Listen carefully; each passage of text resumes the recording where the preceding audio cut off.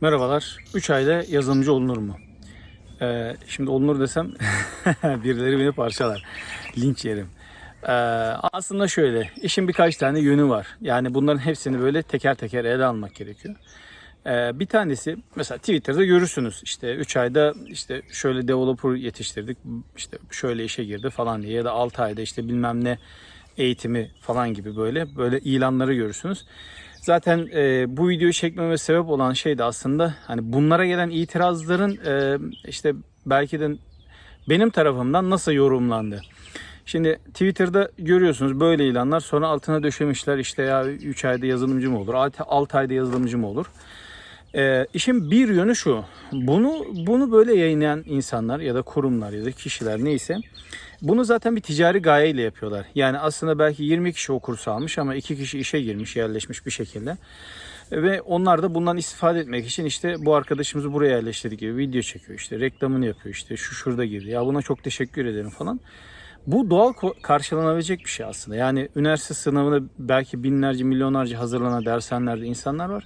Fakat bir tanesi derece yapınca, yani o hani normal reklamlarda da vardır ya, işte bir ürün ve işte ünlü bir kişi onun ünlülüğünden o ürünle birleştirip bir ortaya sinerji çıkartma mantığı vardır. Yani bu da aynı şekilde.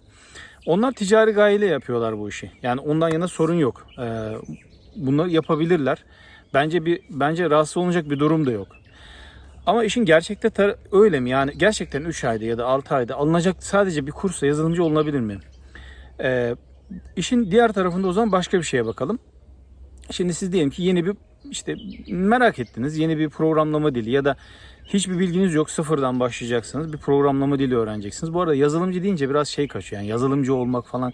Ya biz aslında bunu sektörde yazılım geliştiricisi, yani developer olmak diye özetliyoruz. Developer olmak, yani bir yazılım diliyle bir uygulamayı geliştirebilmek. Bu web uygulaması olabilir, bir gömülü sistem uygulaması olabilir, mobil uygulama olabilir. Yani bir yazılımı geliştirme süreçlerini yürüten kişiye developer diyoruz ve aslında halk arasında bilinen adıyla bu kişi yazılımcı. Yani yazılımcı diye buna diyoruz. Şimdi 6 aylık bir kursta bu olunabilir mi? Bu size bağlı. Yani bu işi yapacak kişiye bağlı.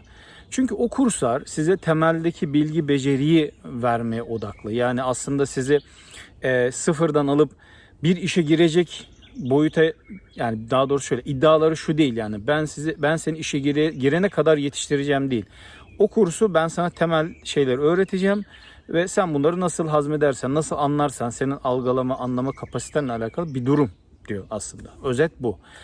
Dolayısıyla şimdi bir adam başladı, öğreniyor. Bu tamamen aslında onun yetenekleriyle, onun azmiyle ve onun gayretiyle alakalı bir durum. Çünkü o insan gecesini gündüzüne katabilir. Belki bu insan evli biri olabilir. İşte gece uykusundan feragat edebilir. İşte bekar bir arkadaş olabilir. Ailesinin yanında yaşıyordur. Bir ekonomik kaygısı yoktur. Dolayısıyla bu öğrenme sürecini ayıracak çok daha fazla zamanı vardır. Gayretlidir, aşklıdır. Yani çok hızlı öğrenmek yerine onu belki onlarla kapatabiliyordur. Belki bir muktesebatı vardır. Geçmişten gelen bir bilgi tecrübesi vardır, yani öyle söyleyeyim. Dolayısıyla bu biraz insanın kendisine bağlı. Evet, ama olunabilir mi? Olunabilir de olunmayabilir de. Yani %100 abi 3 ayda sıfırdan ben işte öğretirim, yani şey gibi, dil konuşmada da vardı ya, işte biz dil öğreteceğiz, işte İngilizce şakır şakır konuşacaksınız var ya böyle falan gibi kurslar vardır. Ya onlardaki mantık da aynı aslında. Ve evet, size belli başlı kalıpları öğretiyorlar ve bu tamamen sizin azminize, sizin gayretinize kalmış bir olaya dönüyor. Evet, olunabilir mi? Olunabilir. Belki bir 3 ayda öğrenirsiniz ya da 5 ayda öğrenirsiniz, 6 ayda öğrenirsiniz ve bir şirketin ihtiyacı vardır. Junior bir pozisyonu doldurması gerekiyordur. Size müracaat etmişsinizdir. Sizin o azminiz, gayretinizle insanları etkilemişsinizdir. Derler ki tamam, evet, biz bu arkadaşa çalışalım ve biz bu arkadaşı işe alalım. Olur mu? Olur.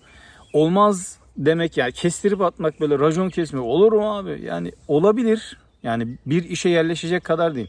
Ama benim aslında buradaki kıstasım bir işe yerleşmek değil. Ben öğrenmeye başladığımda, 2012 yılında öğrenmeye başladım. Objective-C ile öğrenmeye başladım ve Udemy yoktu o zaman. Yani varsa da kaynak yoktu. Varsa derken vardı da kaynak yoktu. YouTube'da çok az kaynak vardı. Zaten geliştirme ortamı itibariyle bir Mac sahibi olmanız gerektiği için yine böyle kısıtlar içerisindeydiniz. Dolayısıyla ben şöyle görüyorum. Her gün bir kazanım.